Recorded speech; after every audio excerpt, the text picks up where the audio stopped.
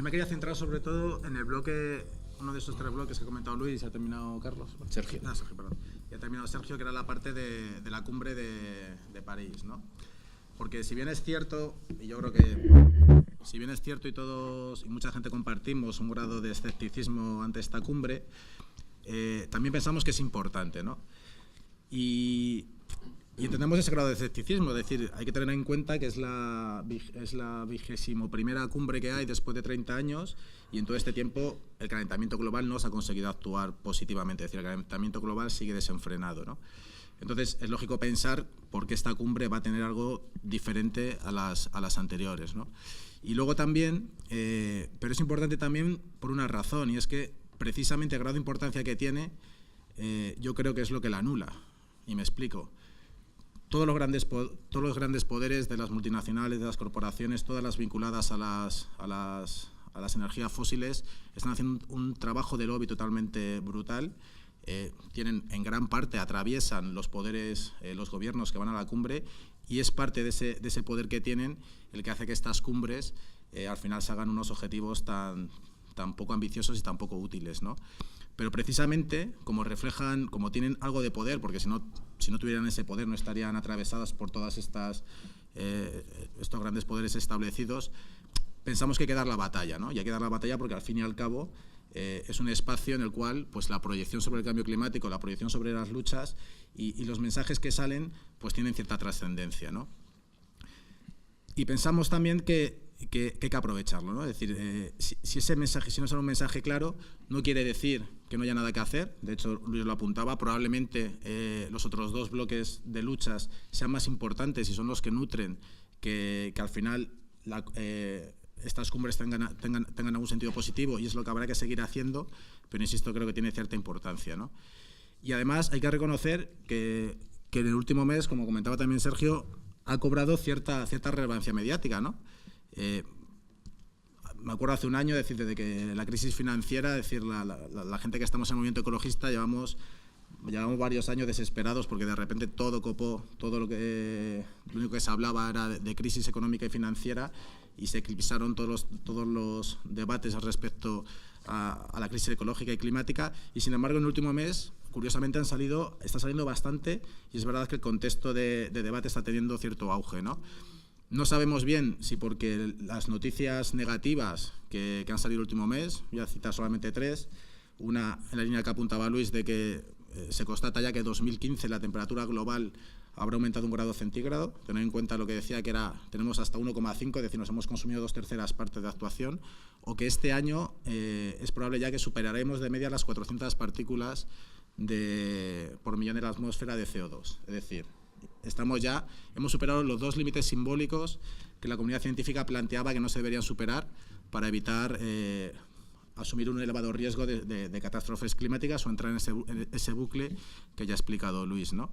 Pero también ha habido, curiosamente, y nosotros que también vivimos en la frustración continua, el movimiento ecologista siempre vivimos frustrados porque nunca ganamos nada, pero han salido algunas victorias el último mes. Una que le he dicho a Luis que incorpora su presentación y que entiendo que no lo haya hecho porque ha sido el pasado domingo, pero ha sido la gobernadora de la provincia de Alberta, donde están las mayores reservas de arenas bituminosas, que es un petróleo, bueno, no voy a entrar en detalle, pero es un petróleo súper contaminante, con una deforestación brutal. Bueno, pues la gobernadora de ese estado, junto con indígenas, en una rueda de prensa, sacó un plan climático y ha puesto un límite de extracción. Podría haber dicho que no se sacara nada, pero ha puesto un límite de extracción. Es un éxito bastante importante, ¿no? Eso, como el caso de Shell, que también una parte de movilización social hay, o como ciertos mensajes en la OCDE o en otros lugares alejándose del carbón, ¿no? Que evidentemente son insuficientes, pero que reflejan que el último mes pues hay algunos movimientos. Entonces la incógnita es qué saldrá, ¿no? Pues evidentemente no sabemos qué saldrá. Entonces yo voy a decir un poco lo que nos gustaría que saliera como Greenpeace, teniendo en cuenta pues que el mensaje que salga, más allá de cómo luego se ejecute y tal, pues tiene su importancia, ¿no? Un objetivo importante para nosotros sería pues también se ha mencionado aquí, que para 2050, un objetivo a largo plazo, la energía tenga que ser 100% renovable. 100% renovable, y además que se haga de manera justa y que sea para todas las personas, no solamente para países ricos o para determinadas capas sociales, ¿no? Es un objetivo es un objetivo a largo plazo, pero pensamos que tendría que ser un mensaje claro que debería alejar el mensaje global, el alejamiento claro de los combustibles, de las energías fósiles, ¿no? Porque hay otro dato que Luis no ha dicho, que es, según la Agencia de la Energía Americana, habría que dejar 2/3 partes de las reservas probadas de petróleo, y, bueno, ¿no? de petróleo, habría que dejarlas bajo el subsuelo. Es decir, estamos hablando, si no queremos superar esos umbrales de seguridad. Entonces, un objetivo claro es tratar de que en 2050 no haya combustibles fósiles, y otro sería pues tratar de luego reducir la deforestación a la mitad, etcétera. Y desde luego que dentro de esas 2/3 partes de petróleo que se queden en el subsuelo, pues evidentemente tienen que estar los más contaminantes, como son las arenas bituminosas o el fracking y demás, ¿no? Pero es muy importante porque, claro, dices, un objetivo a 2050, pues la tentación de decir, bueno, firmamos un acuerdo para que tenga lugar dentro de 50 años y luego no hacemos nada, pues evidentemente si no va acompañado de un proceso en el cual cada 5 años se renueve el compromiso y se vean, por ejemplo, actualizaciones, como se ha planteado, porque la cumbre está pensada en 2 grados centígrados, cuando todo el mundo lo que decimos es que tiene que ser 1,5, pues si no se establece un mecanismo en el cual cada 5 años se puedan revisar cómo se va avanzando y cómo se van cumpliendo esos objetivos, o por ejemplo que determinadas medidas que pueden generar dudas o que directamente pueden no ser positivas no estén cumpliendo su labor, pues efectivamente tiene que ir acompasado de una renovación cada 5 años, ¿no? Y, por supuesto, lo que no vale es que esta reducción para 2050 o este mensaje claro de cambio de época y dejamos atrás a los combustibles fósiles se haga a cambio de impulsar la energía nuclear, que evidentemente es una falsa solución, o de seguir fomentando el fracking o el gas natural o demás, ¿no?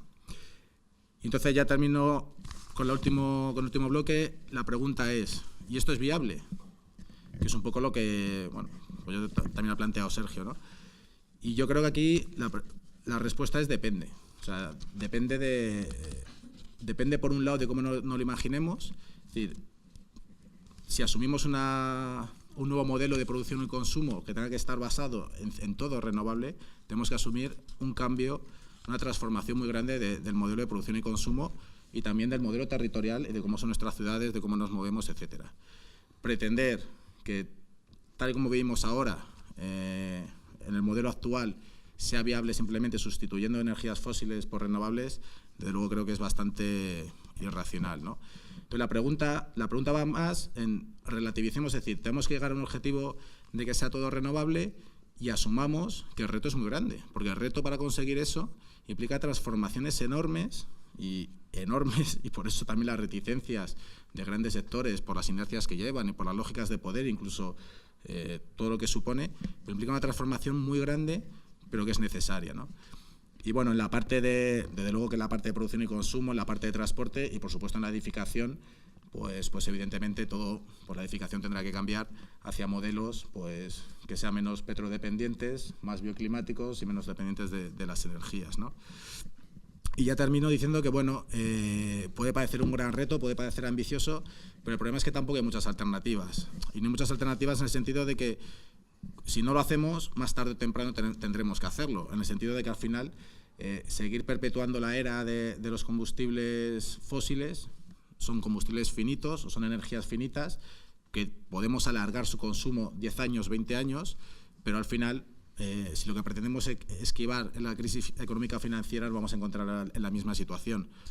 Con lo malo que es que habremos perdido ya el poco tiempo que nos queda en recursos que todavía tenemos y que podemos emplear en hacer una transición un poco más agradable y desde luego con el gran riesgo de haber sobrepasado ese bucle y de que nos encontremos ya en una situación climática diferente en el cual ya sea muy difícil acometer cualquier tipo de transición.